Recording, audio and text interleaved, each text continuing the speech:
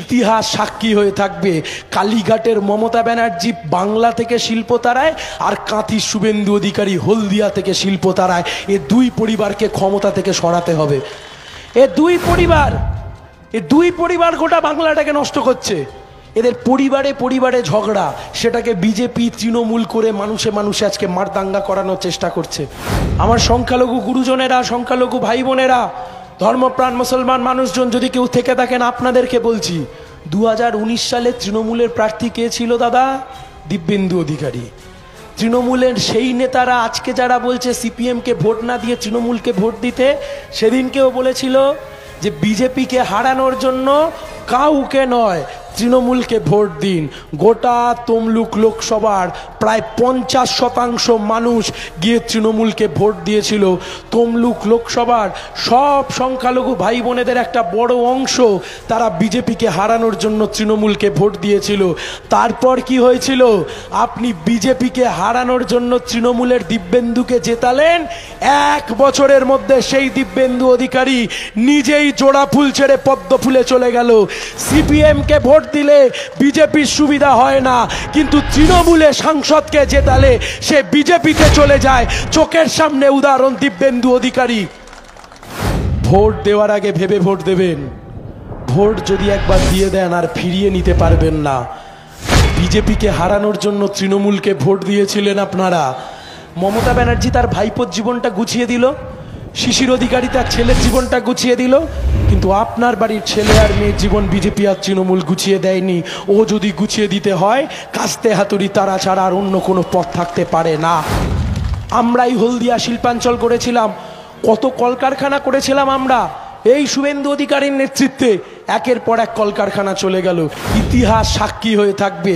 কালীঘাটের মমতা ব্যানার্জি বাংলা থেকে শিল্প তারায়, আর কাঁথির শুভেন্দু অধিকারী হলদিয়া থেকে শিল্প তারায়। এ দুই পরিবারকে ক্ষমতা থেকে সরাতে হবে। এ দুই পরিবার গোটা বাংলাটাকে নষ্ট করছে। এদের পরিবারে পরিবারে ঝগড়া, সেটাকে বিজেপি তৃণমূল করে মানুষে মানুষে আজকে মারদাঙ্গা করানোর চেষ্টা করছে। খবর আছে আমার কাছে, তৃণমূলের নেতারা নিজেদেরকে বিশাল বড় বুদ্ধিমান মনে করছে। সংখ্যালঘু মহল্লায় গিয়ে গিয়ে, ধর্মপ্রাণ মুসলমান ভাই বোনেদের কাছে গিয়ে, গুরুজনেদের কাছে গিয়ে বোঝানোর চেষ্টা করছে যে তোমরা যদি সিপিএমকে ভোটটা দাও তাহলে বিজেপির সুবিধা হবে। দাদা, ন্যাড়া একবার বেলতলায় যায়, বারবার যায় না। 34 বছরে গোটা পশ্চিমবাংলার সবাইকে আমরা চাকরি দিতে পেরেছিলাম? কখনো নয়, কিন্তু চেষ্টা তো করেছিলাম।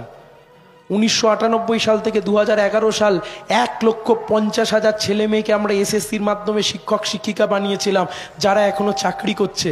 আর সাক্ষী আছে, বামেরা যদি ভোটে যেতে বাজারের দাম কম হয়, যেতে যদি বাম কমবে জিনিসের দাম। সহজ কথা, স্পষ্টভাবে। দ্বিতীয় কথা, শিক্ষিত ছেলেমেয়েরা কাজ করবে কোথায়?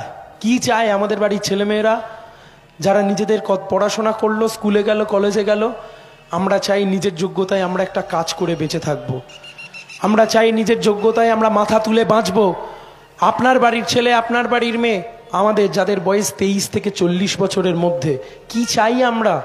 আমরা চাই আমরা একটা কাজ করব, নিজের পরিবারকে একটু সাহায্য করব, দুটো মুখে ভাত তুলে দেবো। এর চেয়ে বেশি আর কি চাই?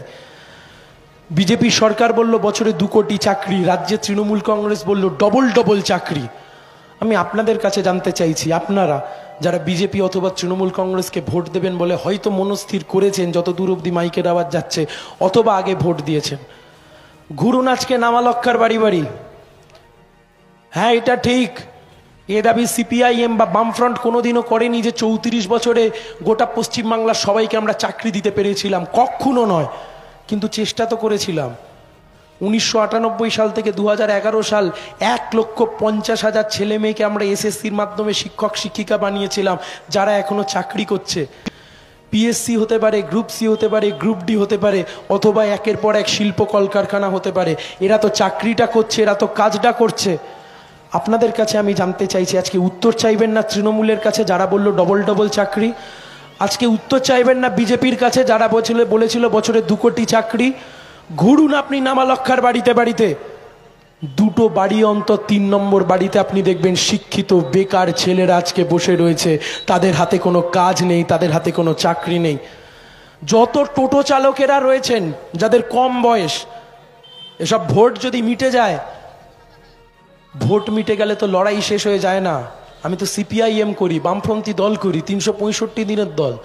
এ তো ভোটের জন্য দল করি না, 365 দিন দল করি।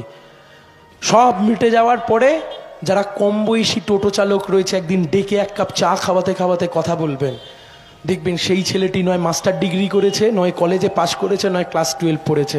শুধুমাত্র একটা চাকরি নেই বলে আজকে সে বাবা বা মার হয়তো 1 কাঠা বা 2 কাঠা জমি ছিল, সেই জমিটা সে বন্ধক দিয়ে আজকে সে টোটো চালাচ্ছে। কিন্তু এমনটা তো অভিষেক ব্যানার্জির সাথে হলো না, এমনটা তো শিশির অধিকারী ছেলেদের সাথে হলো না। মমতা ব্যানার্জি তার ভাইপোর জীবনটা গুছিয়ে দিল, শিশির অধিকারী তার ছেলের জীবনটা গুছিয়ে দিল, কিন্তু আপনার বাড়ির ছেলে আর মেয়ের জীবন বিজেপি আর তৃণমূল গুছিয়ে দেয়নি। ও যদি গুছিয়ে দিতে হয়, কাস্তে হাতুড়ি তারা ছাড়া আর অন্য কোনো পথ থাকতে পারে না। আমরাই হলদিয়া শিল্পাঞ্চল করেছিলাম, কত কলকারখানা করেছিলাম আমরা, এই শুভেন্দু অধিকারীর নেতৃত্বে একের পর এক কলকারখানা চলে গেল। ইতিহাস সাক্ষী হয়ে থাকবে, কালীঘাটের মমতা ব্যানার্জি বাংলা থেকে শিল্প তারায়, আর কাঁথির শুভেন্দু অধিকারী হলদিয়া থেকে শিল্প তারায়। এ দুই পরিবারকে ক্ষমতা থেকে সরাতে হবে। এ দুই পরিবার গোটা বাংলাটাকে নষ্ট করছে।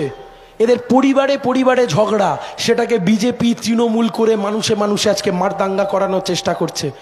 খবর আছে আমার কাছে, তৃণমূলের নেতারা নিজেদেরকে বিশাল বড় বুদ্ধিমান মনে করছে।